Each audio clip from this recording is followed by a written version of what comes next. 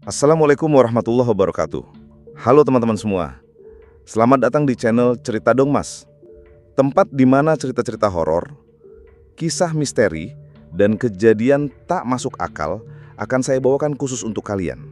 Sudah siap? Mari kita mulai ceritanya. Cerita setelah Ririn dan keluarganya pulang ke Jakarta. Ini adalah kisah Arangga Arya setelah Ririn dibawa pulang ke Jakarta oleh keluarganya. Namun ternyata, masalah dengan iblis penghuni mantel yang dulu membuat Ririn berubah menjadi pocong masih belum selesai. Bagi yang belum menonton cerita sebelumnya, pocong Ririn, akibat kutukan iblis dari mantel bapak saat mendaki di Gunung Salak, disarankan untuk menonton dulu agar nyambung dengan cerita ini. Setelah keluarganya Ririn pulang ke Jakarta, gua pernah ditelepon sama Ririn. Dia nyuruh gua datang ke rumahnya di daerah Pondok Indah.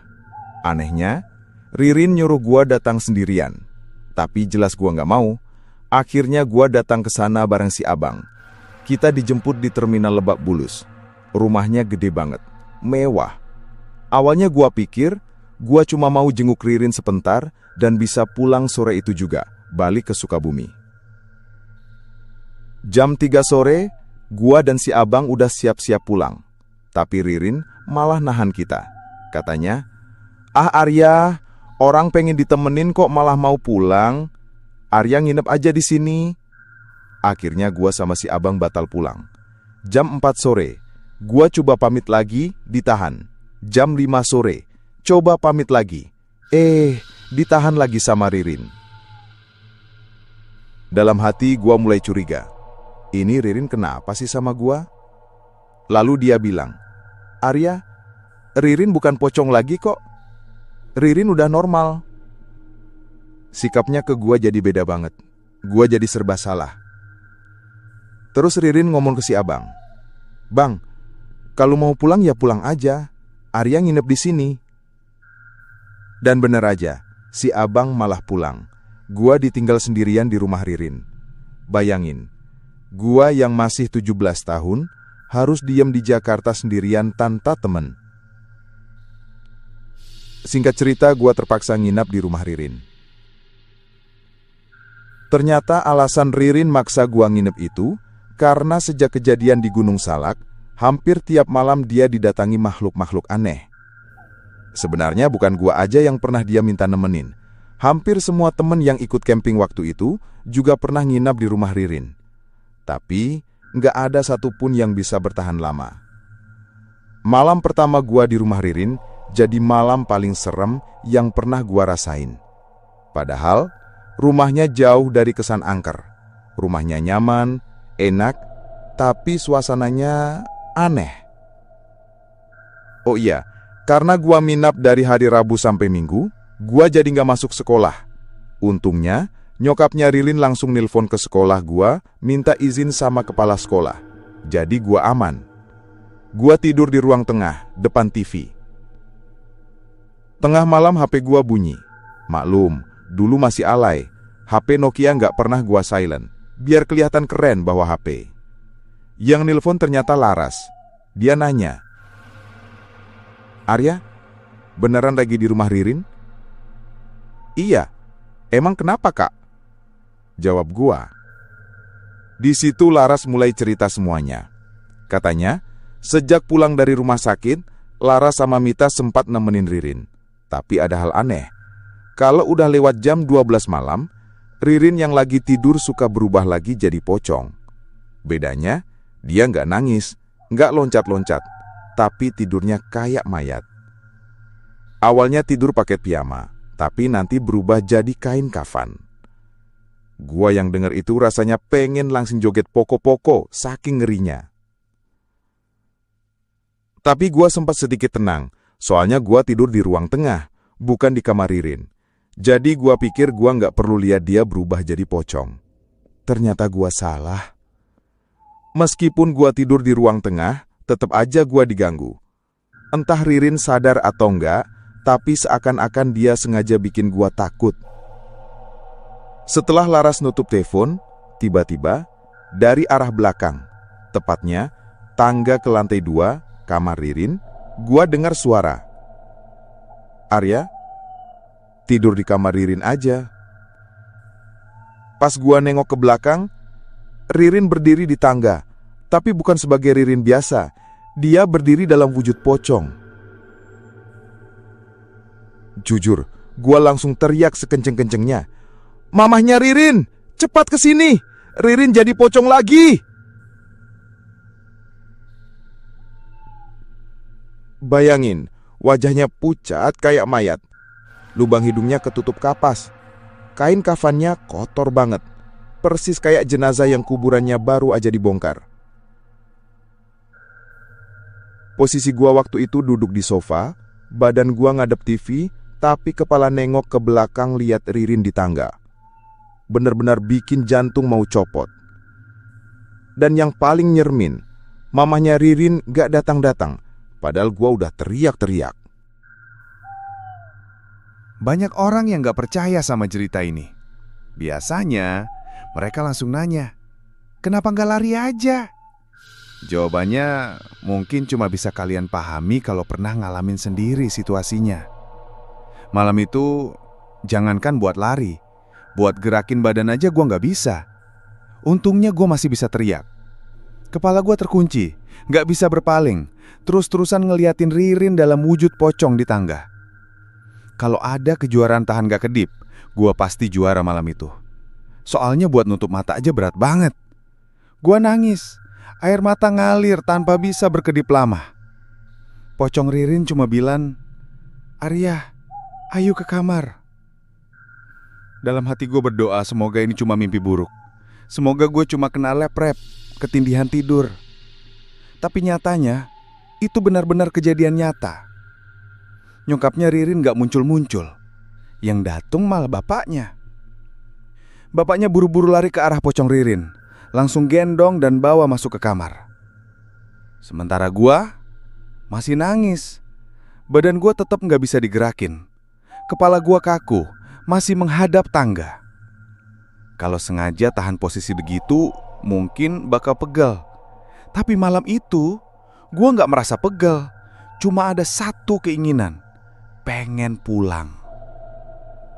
Bapaknya Riri turun lagi dari kamar. Dia duduk di samping gua, lalu bilang, "Arya, maaf, ini salah Bapak. Bapak minta Arya bisa tahan. Ririn yang minta ditemenin sama Arya. Bapak minta tolong, hibur Ririn. Apa yang Arya lihat itu memang benar. Ririn akan terus jadi pocong sampai 99 hari."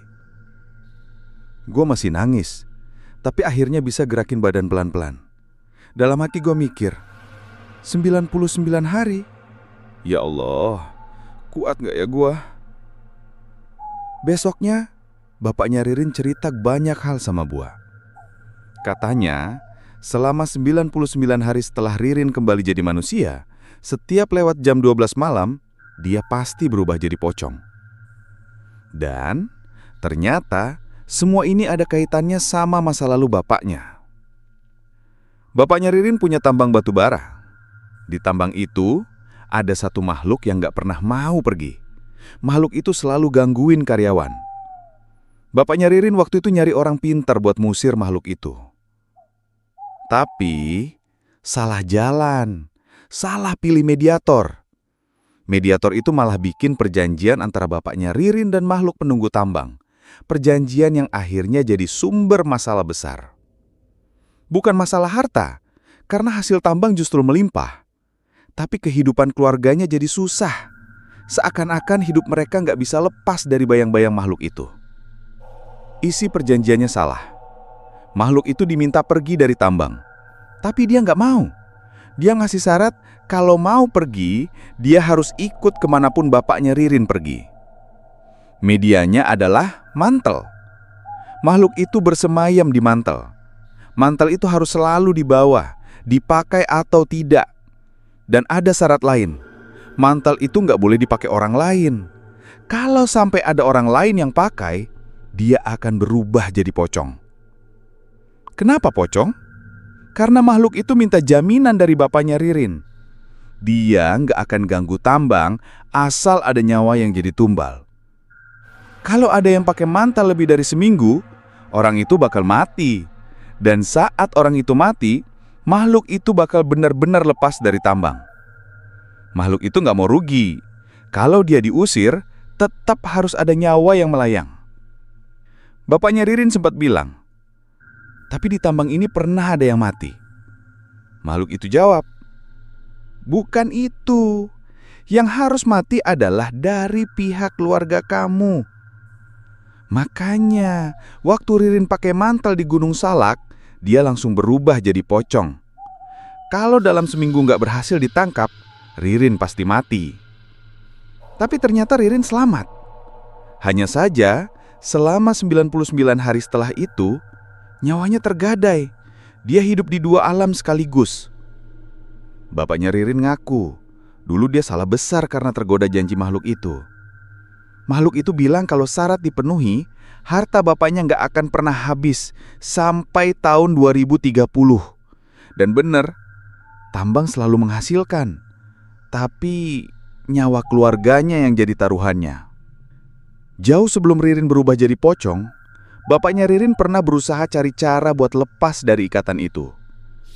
Tapi sayangnya perjanjiannya kayak nggak bisa dibatalkan. Kalaupun mau diakhiri, harus ditukar dengan nyawa. Bapaknya salah paham. Dia kira cukup dengan menumbalkan orang lain. Makanya dia mulai mencari orang buat dijadikan tumbal. Caranya, dia buka lowongan kerja di tambangnya. Tanpa syarat, tanpa CV, siapapun bisa ikut. Dikasih akomodasi, dijanjikan gaji besar. Banyak yang tergiur. Akhirnya ada 6 orang yang setuju kerja. 2 orang dikirim duluan, sisanya menyusul tiap bulan. Rencananya 2 orang pertama itu akan dijadikan tumbal. Dibuat seolah-olah mereka mati karena kecelakaan kerja. Persiapan udah dilakukan. Malam itu, saat mereka pulang kerja, sesuatu pun terjadi. Orang-orang suruhan bapaknya Ririn sudah siap. 2 karyawan yang akan ditumbalkan sedang berjalan. Tiba-tiba, mereka ditabrak. Semua berjalan sesuai rencana. Kedua orang itu dilarikan ke rumah sakit. Mereka sekarat, tapi tidak mati. Bapaknya Ririn cerita ke gua. Saat itu dia sempat merasa senang. Karena kalau 2 orang itu mati, dia pikir dirinya bakal terlepas dari iblis itu. Tapi ternyata salah lagi. Setelah dari rumah sakit, bapaknya Ririn pulang ke rumahnya di dekat tambang, bukan di Jakarta. Baru saja sampai rumah, dia dapat telepon dari keluarganya di Jakarta. Isi kabar itu bikin bapaknya Ririn jatuh sedih banget. Karena yang meninggal justru ayahnya sendiri, kakeknya Ririn, dan anak pertamanya Ardi yang kecelakaan motor. Kalau ini film, mungkin scene ini cocok diiringi lagu Kus Plus. Ke Jakarta, aku kan kembali. Tapi karena sudah malam, jarak ke bandara jauh, pesawat pun baru ada siang. Bapaknya Ririn akhirnya tidur sambil menangis. Baru sebentar terlelap, tiba-tiba dia terbangun karena mendengar suara laki-laki tertawa.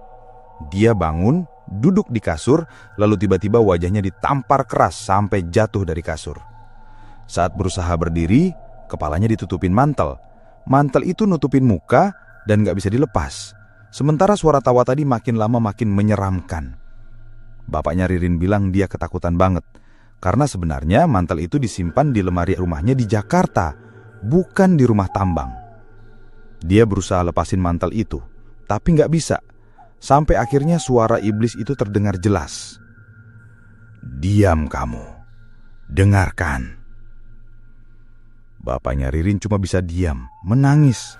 Bagaimana tidak, dia baru kehilangan ayah dan anak pertamanya, dan sekarang didatangi iblis dengan cara semacam ini. Semua karena perbuatannya sendiri. Iblis itu kembali berkata, kamu mau menipuku? Kamu korbankan orang lain untukku? Semua ini karena kamu. Ayah dan anakmu mati karena kamu. Intinya jelas, kakeknya Ririn memang sudah tua dan sakit keras. Kakaknya Ririn memang suka balapan liar. Tapi menurut iblis itu seharusnya mereka belum waktunya mati. Mereka mati justru karena bapaknya Ririn coba menumbalkan orang lain. Nyawa ayah dan anaknya ditukar dengan nyawa 2 karyawan yang ditabrak itu. Parahnya, karyawan yang ditabrak justru nggak mati. Mereka luka parah, tapi tetap hidup. Sejak kejadian itu, bapaknya Ririn sadar, iblis itu nggak bisa ditipu. Iblis itu bilang, perjanjian hanya bisa berakhir kalau yang dikorbankan adalah keluarganya sendiri.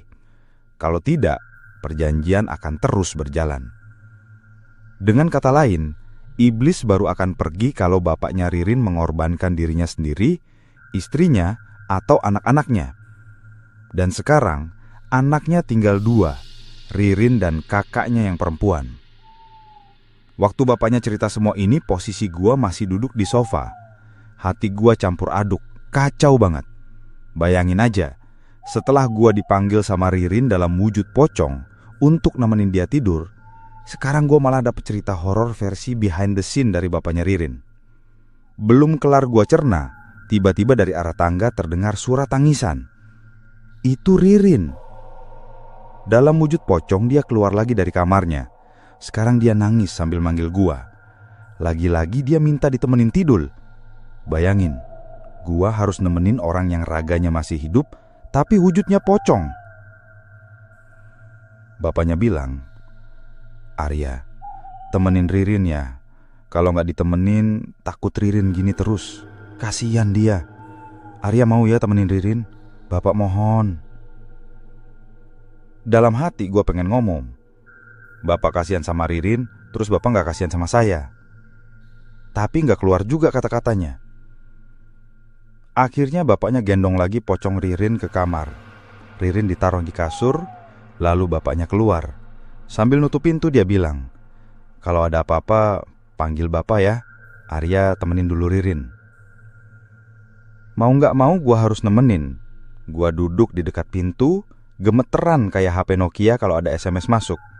Ririn tidur di kasurnya, sementara gua siap-siap lari kalau ada apa-apa. Gak lama gua yang lagi nahan ngantuk, nahan takut, plus nahan kencing, tiba-tiba dipanggil Ririn. Sambil nangis dia bilang, "Arya, sini dekat Ririn. Ririn takut, pengen ditemenin." Bayangin, pocong aja masih bisa bilang takut. Lalu gue harus bagaimana? Akhirnya dengan nyali yang gue kumpulin setengah mati, gue deketin Ririn. Dia masih nangis, ngeliatin gue dengan wajah yang hancur. Terus ngomong, "Arya duduk. Ririn takut, pengen ditemenin." Di situ perasaan gua yang tadinya takut berubah jadi sedih. Ririn terus nangis. Dia bilang, "Arya, Ririn takut. Ririn kepanasan. Ririn kesiksa. Arya, kalau Ririn mati, doain Ririn ya." Hati gua hancur dengarnya. Lalu Ririn bilang lagi, "Arya, jangan takut ya. Sebenarnya ini bukan Ririn. Ririn gak tahu sekarang ada di mana." Awalnya gue gak ngerti maksudnya, tapi lama-lama gue paham. Setiap lewat tengah malam, jiwa dan raga Ririn terpisah. Jiwanya berada di tempat gelap, sempit, sepi, sedangkan raganya dibawa ke pertambangan oleh iblis itu. Kenapa ke pertambangan? Karena iblis itu marah. Kenapa marah? Karena mantel tempat dia berdiam dulu sudah dibakar waktu nyelamatin Ririn. Ada yang mungkin mikir, ya sudah tinggal ganti mantel. Mantel kan banyak. Masalahnya, mantel itu bukan sembarang mantel. Jumlahnya terbatas, cuma 100 di seluruh dunia. Dan kebanyakan justru dimiliki orang super tajir yang tinggal di luar negeri. Mantel yang dipakai Ririn dulu adalah hadiah dari kakak perempuannya yang waktu itu kuliah di Australia. Dia beli mantel itu saat transit di Singapura. Tapi kakaknya nggak tahu soal perjanjian ini. Yang dia tahu cuma kakeknya meninggal, kakak laki-lakinya meninggal, tapi dia nggak tahu masalah utamanya ada di mantel itu. Sampai akhirnya gua sendiri yang ditelepon. Ceritanya begini. Kakaknya Ririn telepon ke Ririn.